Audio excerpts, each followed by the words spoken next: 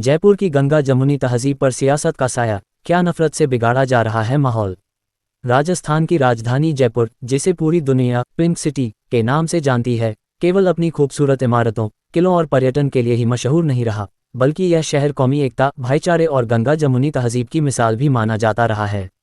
यहाँ सदियों से हिंदू मुस्लिम साथ मिलकर त्योहार मनाते आए हैं, लेकिन पिछले विधानसभा चुनाव के बाद से जयपुर का माहौल धीरे धीरे बदलता हुआ दिखाई दे रहा है। हवा महल विधानसभा सीट से बीजेपी विधायक बालमुकुंद के जीतने के बाद शहर में तनाव और विवादों की घटनाएं बढ़ने लगी हैं।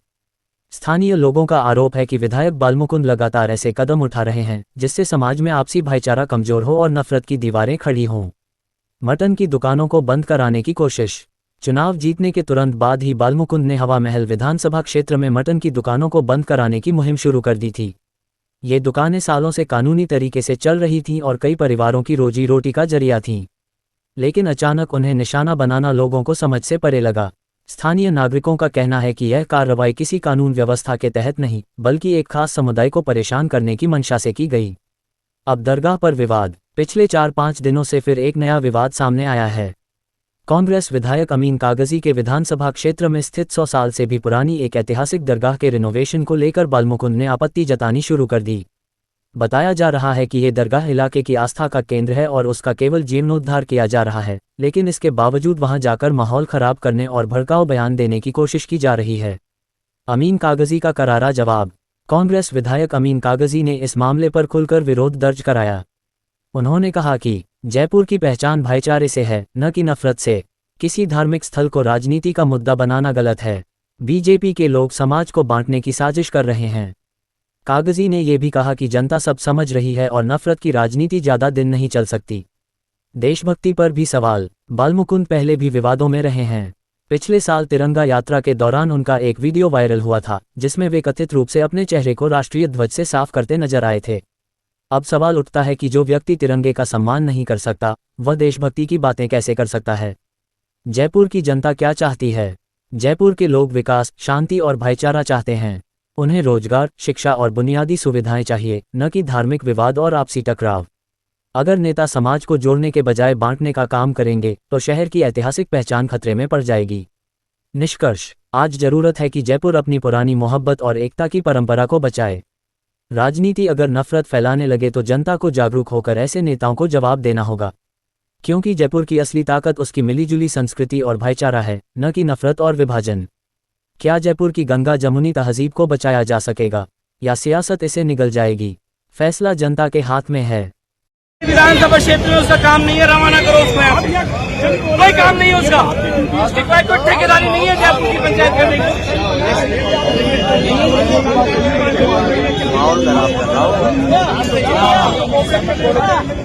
अरे एमएलए साहब बात कर रहे हैं।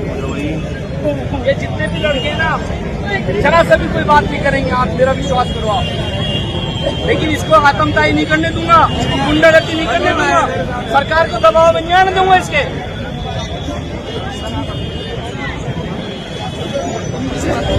अरे आज जैसे अधिकारियों से यार परकोटे के 5 मीटर तक परमिशन 50,000 बिल्डिंग है। मैं इसका गवाह हूँ। सुप्रीम कोर्ट ने जो है ना, सुप्रीम कोर्ट में केस चल रहा है, अभी तक न तो कोई स्टे हुआ है, न किसी आदेश हुए हैं कोई।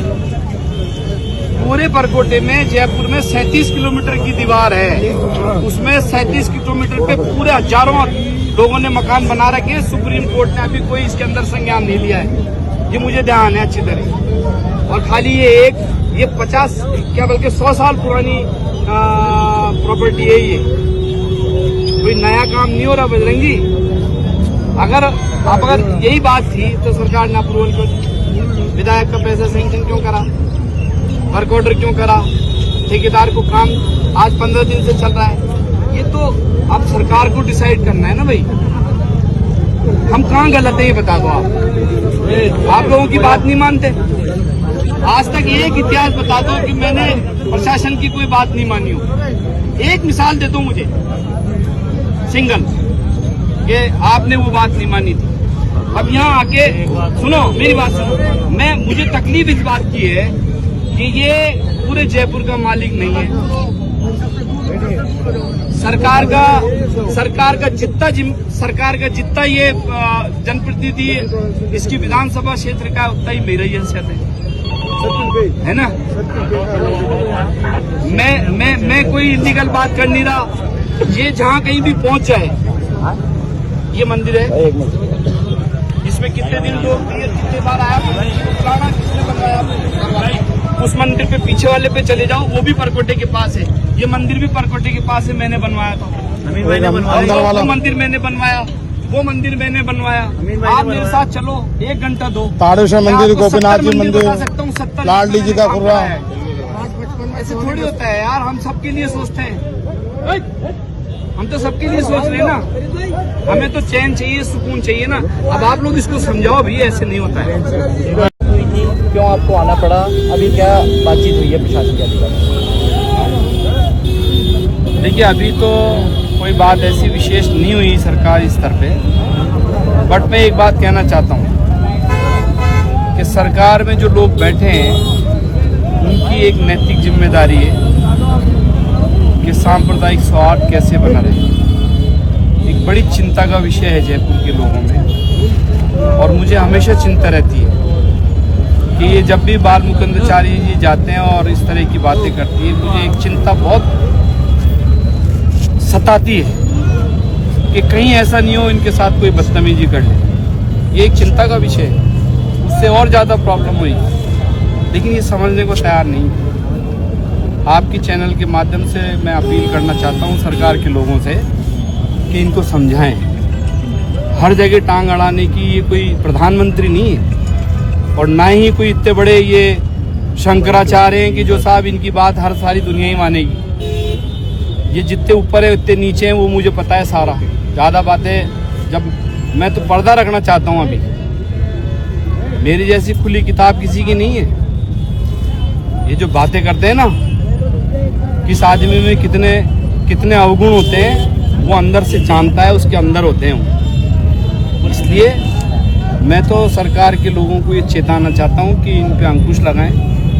शहर कोई मेरा, मैं यहाँ 7 साल से विधायक हूँ, तो मेरी जागीर नहीं है। मैं यहाँ लोगों को तकलीफ देने के लिए नहीं एमएलए बनाऊँ। मैं यहाँ परेशान करने के लिए, एंजाइटी पैदा करने के लिए नहीं एमएलए बनाऊँ।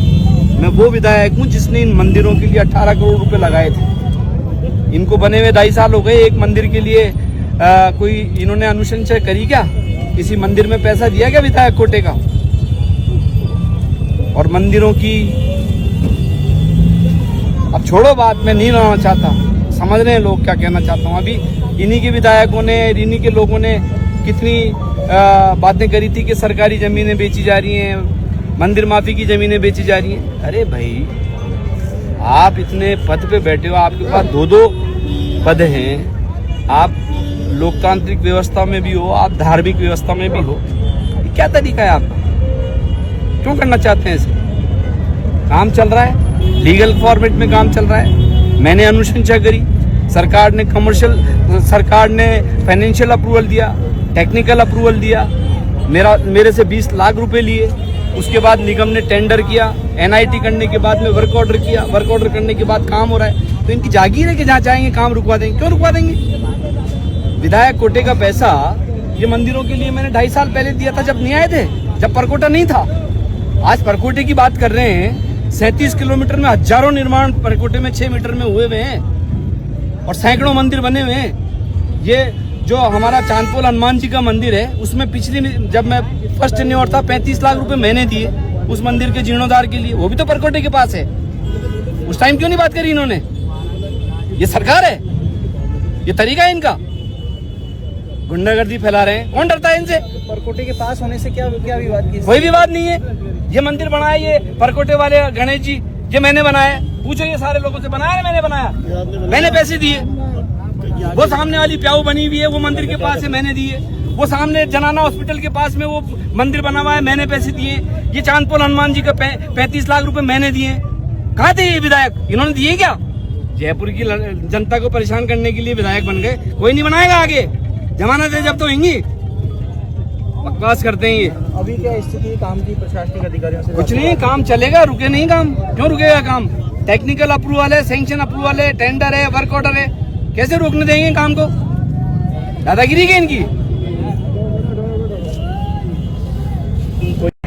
इंसानों के दिलों में जगह बनाओ, आप भाईचारे की बात करो। आप विधायक हो, या तो आप जो आप काम कर रहे हो वो काम कर लो, और या राजनीति कर लो, दोनों में से एक काम कर लो। आप जब आप राजनीति में आ गए, आपके लिए तमाम जनता, हर जाति धर्म का आदमी बराबर है।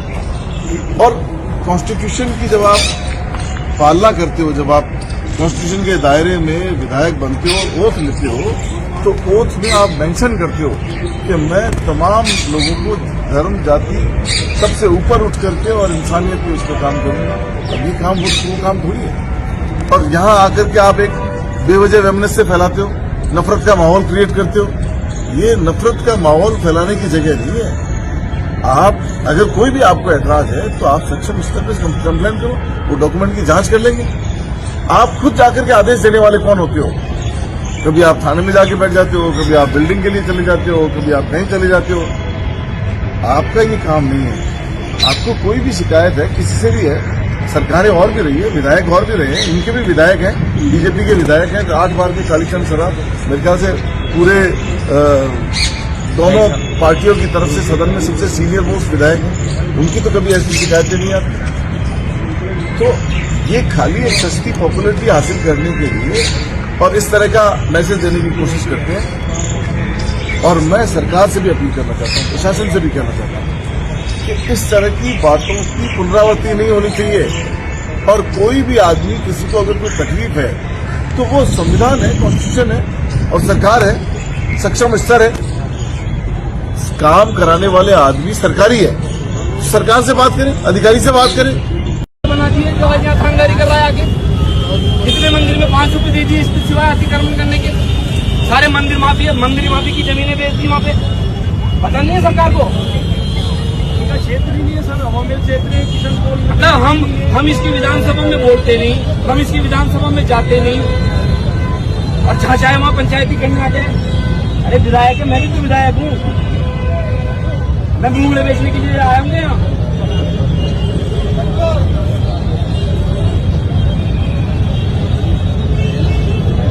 जाना जितनी जिम्मेदारी मेरी है ना, वो सरकार है, उनकी सरकार है, उनकी ज्यादा जिम्मेदारी है। लेकिन उसकी भूमिका मुझे निभानी पड़ रही है,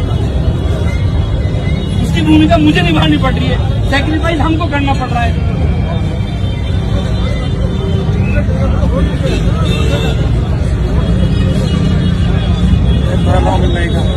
चलो थोड़ा पीछे हो जाओ भाई, पीछे हो जाओ। अभी बात हो रही है, इसकी बात चलो। भीड़ का कोई अंतर नहीं है, बात हो रही है, बात बढ़िया। चलो भाई पीछे पीछे उतरो, नीचे उतरो, पीछे उतरो, पीछे हो जाओ, उधर हो जाओ, चलो उधर, चलो सारे पीछे हो जाओ।